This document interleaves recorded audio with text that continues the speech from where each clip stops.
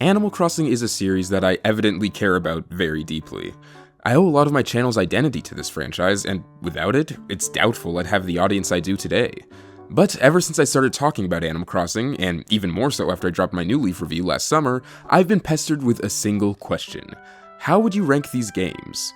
Now, initially I thought it'd be a little pointless to rank the Animal Crossing series since I've been pretty upfront about my feelings of each of its entries in the past. But I guess it would be useful to have one video that anyone can tune into and immediately understand how I view this franchise. So, without further ado, let's get started. Animal Crossing GameCube, the starting point for this series worldwide. While this wasn't the game that introduced me to the franchise, it's definitely one that I've spent my fair share of time playing. And I've gotta say, that time was not great. As expected for the first entry in the series, this game is messy, with a lot of kinks needing to be worked out, like its abysmal soundtrack. Like most games on the GameCube, it hasn't aged well in the slightest, making returning to it today a near impossible task. D tier. Next up, Ready, Reset, Go. This Game Boy Advance racing game was never released outside of Japan and Europe and has hardly been touched by emulation, so getting my hands on it was absolutely a hassle. But when I did, I discovered a riveting racing experience that surpassed that system's Mario Kart in quality.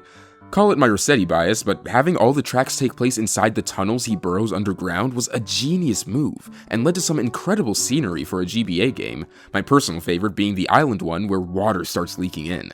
Animal Crossing Ready, Reset, Go is an absolute gem in the franchise, and I hope Nintendo makes it more accessible someday. A tier. Dobutsu no Mori. Now this is an Animal Crossing game. The true introduction to the series, this game is bursting with charm, personality, and enough incredible music to vibe to all day long. The fact that there's no way to play this legendary start to such an impactful franchise is truly a shame. A tier. Animal Crossing Wild World is an easy contender for weakest game in the series. The game itself isn't actually all that bad, you've got some great progression and excellent music. But as we all know, graphics can make or break a game, and break this game they do. Wild World is an easy contender for the ugliest game ever crafted by humans. Every time I open my DS to try to return to it, I wind up shutting it so hard that the screen cracks more and more each time. If this game looked good, probably a B tier, but as it stands, F tier. Many claim that Animal Crossing City Folk didn't add anything and was just a copy of its predecessor, which simply isn't the case. They added grass deterioration. G tier. Animal Crossing New Leaf is a game I've sung my praises for numerous times in the past. I've applauded its atmosphere, progression, characters, music, and almost everything else about it. However, I've recently come to a realization, one that makes me think I wasn't as critical of this game as I should have been. Animal Crossing New Leaf sounds like a decent title, at a glance. But while doing research for this video, I discovered something. This game released in 2013.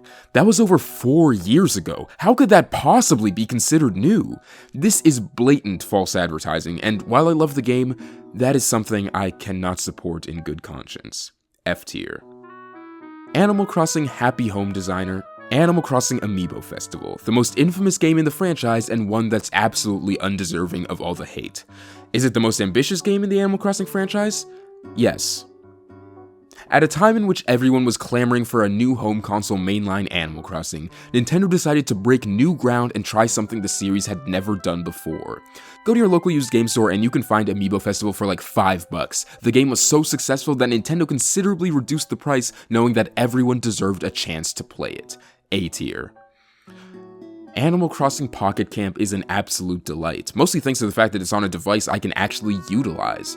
No one uses Nintendo systems nowadays, so I'm glad the company came to their senses and realized that the series could reach new heights if they released it on some actual hardware. The iPhone. If you're looking for a first Animal Crossing experience, something that will immediately get you to understand what these games are all about, Amiibo Festival should be your first choice. But second should be Pocket Camp. A tier. Splatoon confused me when it first came out. I didn't really understand why the Animal Crossing team was pursuing such a spin-off, especially when so many were hoping for a brand new game. But then I played it, and everything clicked immediately. Gone are the days of boring weed picking or animals that are mean to you. Now, you are the animal. And you don't hit people with nets, you shoot them with guns. Can't see how this is anything but a major improvement. S tier. Animal Crossing New Horizons is phenomenal, a remarkable achievement in both the life sim and designer genres. The world it invites you into is so rich and alive, with new things to do every day. The visuals are spectacular, easily ranking amongst Nintendo's most polished games of all time. I hope that someday, another game can make me feel the way that this one did. For 2 weeks, that is. I lost my copy in April 2020, but man, were those 2 weeks incredible. No reason to believe that the rest of the game would be any way different. S tier you go. And there you have it, the definitive Animal Crossing tier list. Because it's definitive, you don't have to comment that you disagree because you would be wrong. See ya.